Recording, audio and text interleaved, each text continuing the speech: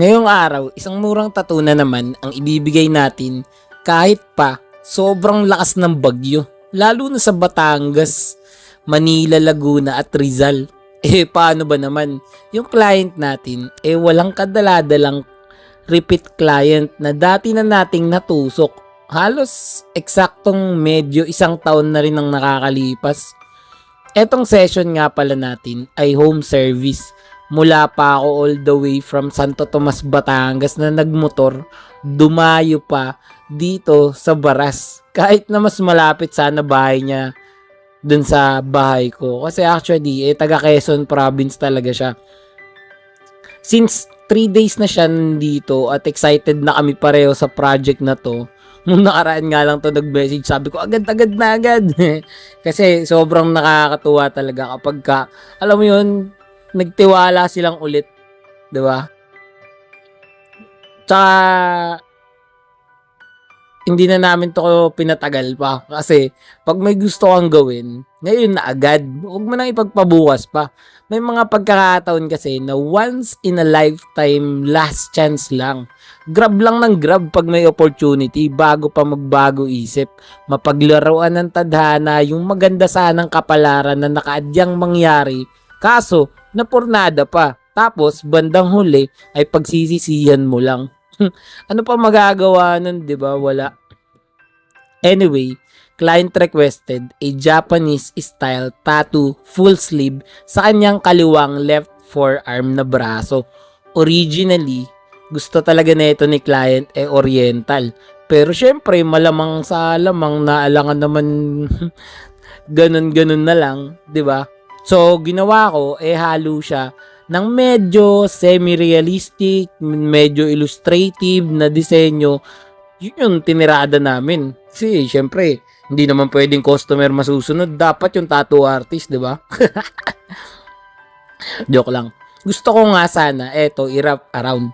Pero kasi, sabi ni boss, kailangan niya para humugot ng marami-raming lakas ng loob para sa may bandang kilikili na inner upper forearm. Marami din kasi mga nagpapa full sleeve na yun talaga yung nahuhuling ipagawa. Yung iba hindi na nga nagagawa Alam niyo naman, medyo ramdam talaga pag burda sa ganyang pwesto. Kung natatandaan nyo nga, siya yung customer ko na cover up. Magkabarong sniper din yung motor na gaya yung sa amin, 'di ba? Magkaiba lang ng kulay. Kaya naman mahaba-habang kamustahan, kwentuhan at plastikan ang pinagsaluhan namin. Plastikan din. Tapos, gaya ng palagi nating mga trabaho, maghapon magdamagan na namang puyatan, sakitan at kirutan ang pagdadaanan namin.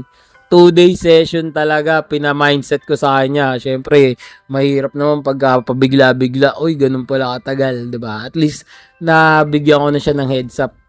Yung mga ganito karami-raming detalye kasi, kailangan talagang pagsumikapang, pagbunyian,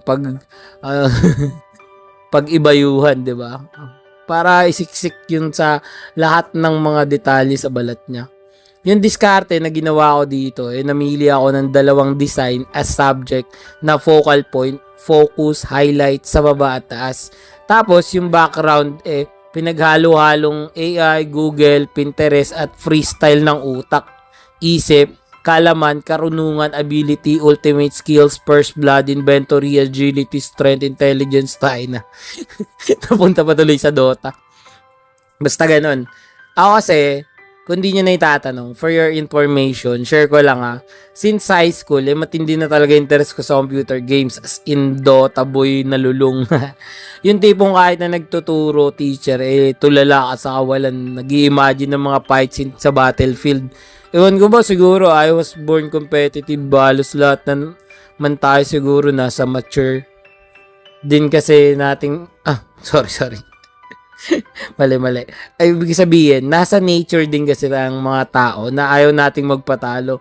Kundi naman, nasa dugo talaga nating nanalay tayong pagkaumaling sa pagkalahok o kahit nga sa panonood lang ng mga nagko-compete, mapa sportsman yan o esports. Pero napalayo tayo sa topic, no? Pero speaking of competition, alam nyo, maraming tatanong sa akin, balang araw sasali din ako dyan sa competition. Alam nyo, meron lang akong mga hinahasa, pinapanday, pang mga abilidad bago sumali dyan. Tsaka, syempre, gusto ko rin may mapatunayan muna ako, makagawa pa ako ng mas marami pang maangas na mga tattoo bago tayo sumalang dyan. Gusto natin yung pang champion na agad. Gusto natin yung pang ano na agad, pang place na agad, 'di ba? Hindi lang tayo basta participant. Dapat ano tayo, hahakot tayo dyan ng mga awards. Malay natin, 'di ba? Teka, napahaba na naman tong video natin. Pasensya na nga pala kayo sa audio ko kasi sobrang lakas talaga ng patak ng ulan at may nagbibideo ako sa kapitbahay tapos birthday pa ng pinsan ko kaya medyo nagkakagulo ang mga daigdig ngayon. Basta ganon. Sa lahat ng mga tropa natin dyan na gusto ng murang tattoo kagaya nito, kontakin nyo na agad ako sa FB page More Than Vlogs. Text o tawagan ako sa cellphone number ko 0970-825-0395. Alam nyo, kahit gaano pa kayo kalayo, pupuntahan ko kayo. Pwede ko kayo i-home service. Manila, Laguna, Batangas, Quezon, Tagaytay, Baguio, Bicol, kahit saan man yan. Mostly dito sa Luzon. Pag may malakas talaga loob, kahit Visayas, Mindanao, kaya ko rin yung puntahan. Basta, kausapin nyo lang ako, napakadali ko naman kausap. Kahit nga, eto, yung project na to, isipin nyo, bumabagyo na, pero tuloy pa rin ang schedule, ganyan, mag-grind, ganyan talaga pag may gusto kang itusok sa balat mo. Pag nangati ka, just call me and I'll be there. Boom. Paano? Bago matapos tong video, panoorin at alamin muna natin ang tattoo client review. Let's go! Yeah, gusto mo ba ng tattoo? I got you bro. Full back, full sleeves, full leg, let's go. Full front, sa tuhod, sa siko, sa leeg, ulo kahit face ganado. Support local, proud Pinoy artist. Murang tattoo pero maangas, legit. Daw ang pinaghirapan, buyat bawat beat. Baguhan pero may diskarte, hindi cheap. Line, shading, harmony, flow, texture, contrast, light and shadow. Design na malupit, ako bahala sa'yo. Sa studio man o home service, let's roll. Pwedeng umaray pero bawal gumalaw. Precision sa karayom, di ako atras, bawal sumablay. Boss, tapos na yung tattoo natin. Ano masasabi mo? You know, grabe. Ilang araw natin ginawa to? Repeat client natin yan si Boss. Si Bossing, dinayo pa natin yan ng home service dito sa Baras, di ba? Isa na naman Japanese. Ulit ka pa ba? You know. Salamat, boss. Ito,